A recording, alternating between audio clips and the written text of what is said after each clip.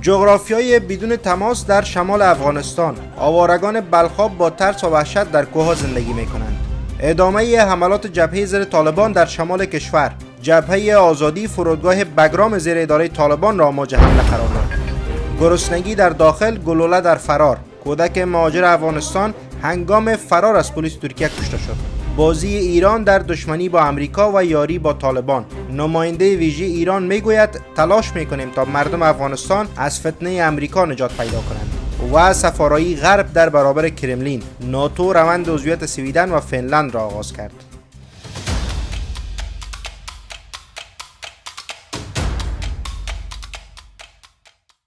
سلام و وقتتان بخیر. به خبرهای ساعت 10 از آموج نیوز خوش آمدید. پس از آغاز درگیری ها میان طالبان و نیروهای مولوی مهدی مجاهد، فرمانده هزاره تبار طالبان، اوضاع باشندگان ولسوالی بلخاب وخیم شده است و شمار زیاد آنان از ترس خشونت طالبان به کوه‌ها پناه بردند.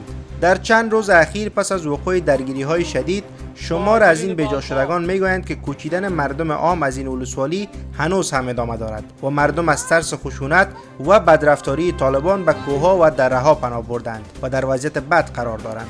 نوارهای تصویری نشر شده در شمار از رسانه‌ها و شبکه‌های اجتماعی نیز گواه آوارگی صدها خانواده بلخابی به کوه‌ها و دره‌های آن ولسوالی است. این نوارهای تصویری نشان می‌دهد که مردم با پای پیاده یا با مرکب‌هایشان راه کوه و بیابان را در پیش گرفتند. این بیجا شدگان میگویند که طالبان در بلخاب مردم را تهدید میکنند تا با خانه‌هایشان برگردند یا به زور آنان را به خانه‌هایشان آورده و پس از آن با آنان حساب و کتاب خواهند کرد. اما طالبان این ادعاها را رد میکنند.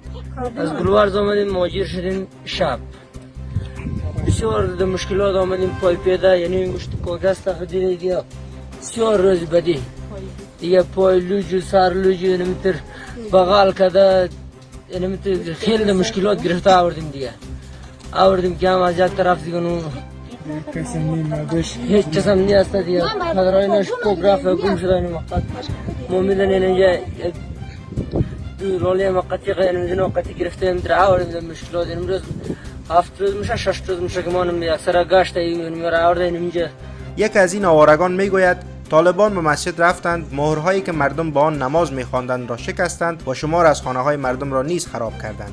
این در حالی است که نوارهای تصویری نشر شده در شبکه‌های اجتماعی جنگجویان طالب را نشان می‌دهد که آنان به مقدسات مردم بلخاب بی‌احترامی می‌کنند. با این همه شمار از چهره‌های شناخته شده و کاربران شبکه‌های اجتماعی نیز این روزها با نشر خبرهای بلخاب خواستار حمایت از این بجا شدگان شدند. رحمت الله نبیل رئیس پیشین امنیت ملی افغانستان در توییت نگاشته است وضعیت بجا شدگان داخلی ولسوالی بلخاب نگران کننده است. هزاران خانواده از جمله زنان و کودکان در شرایط بسیار سخت به سر میبرند. امیدواریم سازمان‌های کمک رسان به این خانواده‌های نیازمند توجه عاجل داشته باشند و کمک‌های بشردوستانه اضطراری ارائه کنند. از سوی هم مهدی راسخ نماینده پیشین مردم در مجلس نمایندگان با ابراز تأسف گفته است که سازمان‌های کمک رسان بین المللی هیچ توجهی برای کمک به غیر نظامیان آواره بلخاب نکردند. این روایت‌ها و نگرانی‌ها در حال مطرح می‌شود که طالبان همواره وضعیت بد و جنایت بشری را در بلخاب رد کرده و افزودند که همه چیز در بلخاب به گونه عادی جریان دارد. عبدالنافع تکور سخنگوی وزارت امور داخلی حکومت طالبان میگوید که این گفته‌ها تبلیغ علیه حکومتشان است. او افزوده است این مطلقاً دروغ و تبلیغات است. ما آن را رد می‌کنیم. در قاموس امارت اسلامی این نیست که کسی را آزار دهد. اساس امارت اسلامی به آن گذاشته نشده که کسی را آزار دهد. راهبرد امارت اسلامی این است که نیروهایش حاکمان نه بلکه خادمانند. قابل ذکر است که از چند هفته به این سو درگیری‌ها میان طالبان و نیروهای مولوی مهدی در ولسوالی بلخاب و ولایت سرپل جریان دارد و در این مدت طالبان به نقض حقوق بشر و نسل کشی در این ولسوالی متهم شدند. جبهه آزادی افغانستان با نشر نوارهای تصویری میگوید که از اثر حمله موشکی آنان به ولسوالی بگرام و ولایت پروان 6 طالب کشته و 2 تن دیگرشان زخم برداشتند. این جبهه امروز سه‌شنبه 14 سرطان با نشر نوارهای تصویری در خبرنامه گفته است مبارزان جبهه آزادی افغانستان ساعت 1 شب گذشته مورخ 14 سرطان 1401 در ولسوالی بگرام ولایت پروان بالای میدان هوایی بگرام حمله های موشکی کردند که در نتیجه 6 طالب کشته و 2 تن آنان زخم برداشتند. جبهه آزادی اضافه کرده است که از اثر این حمله یک اراده موتر اردوی ملی افغانستان که در اختیار طالبان بود نیز تخریب شده است. این در حال است که پیش از این نیز جبهه آزادی ادعا کرده بود که از اثر حمله آنان بر قرارگاه طالبان در ساحه قاضیخیل ولسوالی حصه اول ولایت کاپیسا 8 طالب کشته و زخمی شدند. طالبان تا اکنون در این مورد چیزی نگفتند.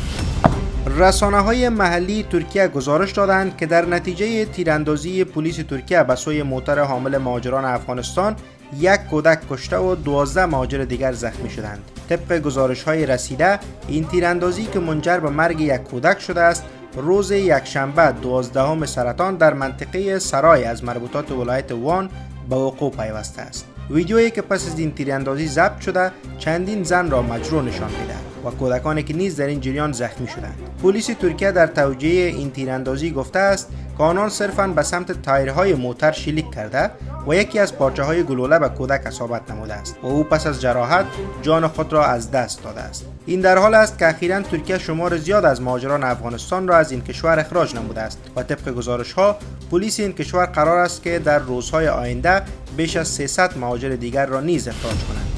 حسن کاظمی قمی نماینده ویژه رئیس جمهور ایران در امور افغانستان میگوید که تلاش میکند تا مردم افغانستان از کابوس فتنه امریکا و ناامنی نجات پیدا کنند. او در توییترش نگاشته که در سفر منطقه‌ای به آسیای مرکزی درباره موضوعات مختلف به ویژه اجلاس بین المللی افغانستان با مقام‌ها رایزنی کرده است. او اضافه کرده است همه تلاش‌های خود را برای تحقق نتایج واقعی و مؤثر این اجلاس خواهم کرد تا مردم افغانستان از کابوس فتنه و بحران آمریکایی و بی‌ثباتی و ناامنی نجات پیدا کنند. پیش از این آقای قمی در واکنش به جنگ بلخاب گفته بود که این جنگ فتنه آمریکا است و این کشور به دنبال جنگ قومی و مذهبی در افغانستان است.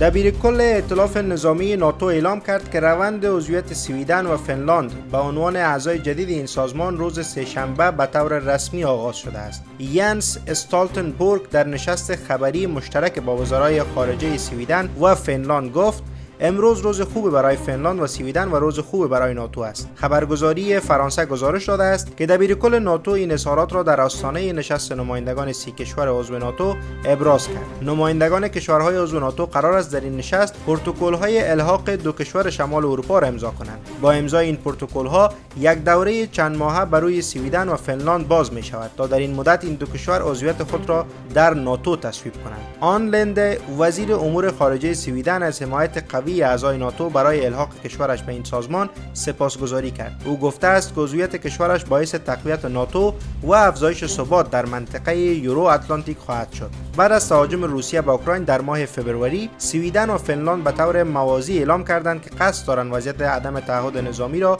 کنار بگذارند و عضویت ناتو را دریافت کنند.